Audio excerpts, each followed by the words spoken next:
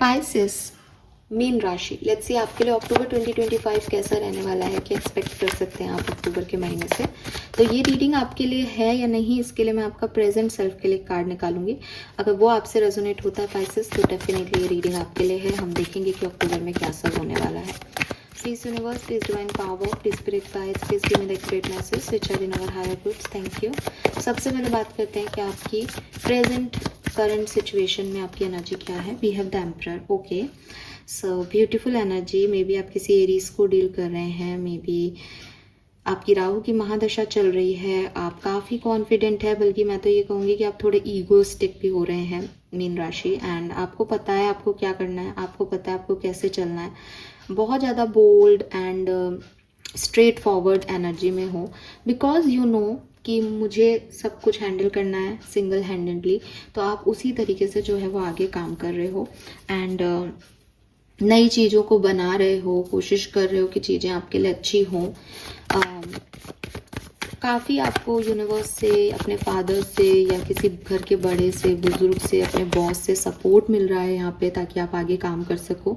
तो ये आपका सपोर्ट सिस्टम बहुत स्ट्रॉन्ग है, या फिर आप बहुत स्ट्रॉन्ग बना दिए गए हो काम को करने के लिए। प्रॉब्लम सिर्फ ये है कि आपके इर्द गिर्द लोग नहीं हैं और आपने अपने आप को इतना ईगो में ट्रैप कर लिया है कि लोग आप अकेले हो।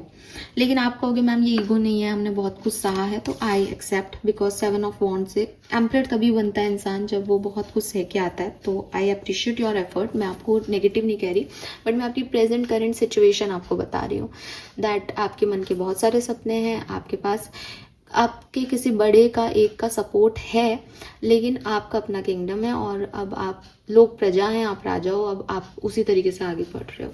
एंड 7 ऑफ वॉन्ड से पास में आपको काफ़ी ऑब्स्टिकल्स, चैलेंजेस, ब्लॉकेजेस मिले हैं और उसके बाद आपको यही समझ आया कि मुझे ही जो है वो ऐसा बनना पड़ेगा कि मुझे इन ब्लॉकेजेस से, चैलेंजेस से ऊपर उठना पड़ेगा, और आप उठ गए।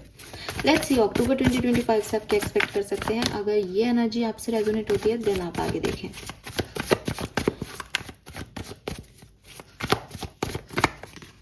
The hangman.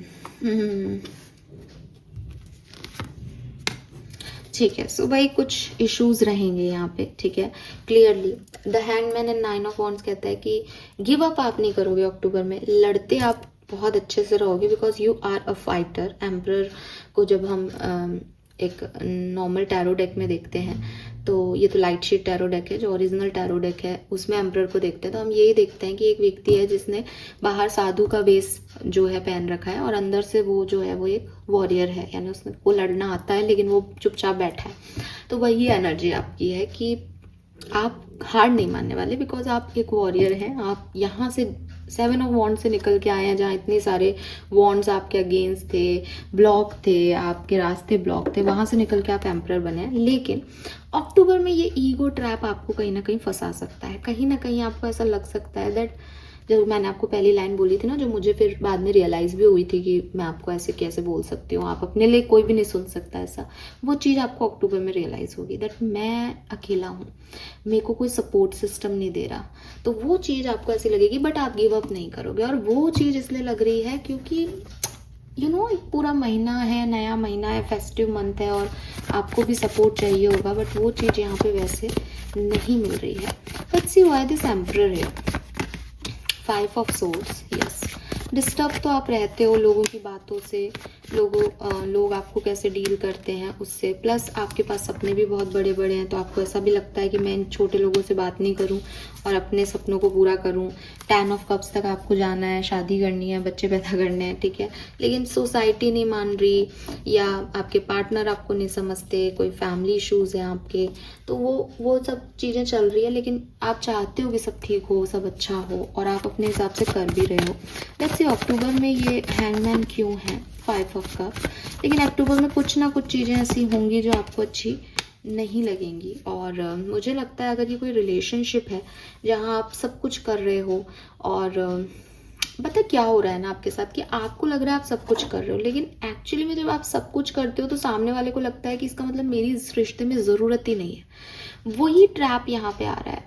5 ऑफ सोर्ड्स एक ईगो में जा रहा है कि मैं जीत तो रहा हूँ लेकिन मैं अकेला ही काफ़ी हूँ, मैं अकेला कर लूँगा, रिश्ता भी निभा लूँगा, ये भी कर लूँगा। और ये चीज़ आपको डिस्टर्ब कर रही है।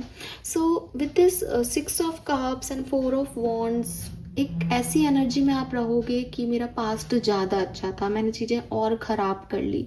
मे बी नए लोगों के साथ आपको ऐसा लगे कि आपका पास्ट किसी और के साथ अच्छा था, मे बी इन्हीं लोगों के साथ आपको लगे कि इनके साथ मेरा पास्ट सिचुएशन ज़्यादा अच्छा था, अब ख़राब हो गई सिचुएशन।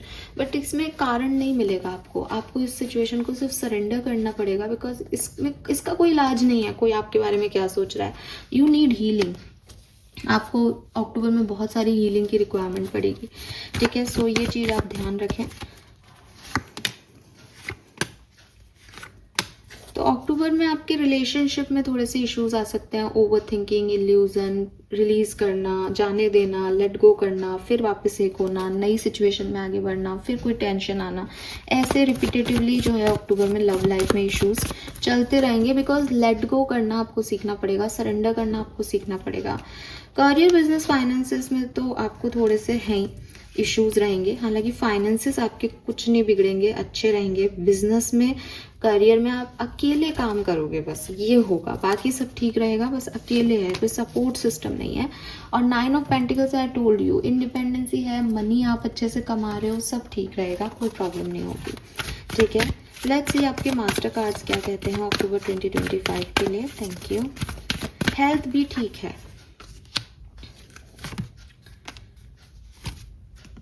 हाँ।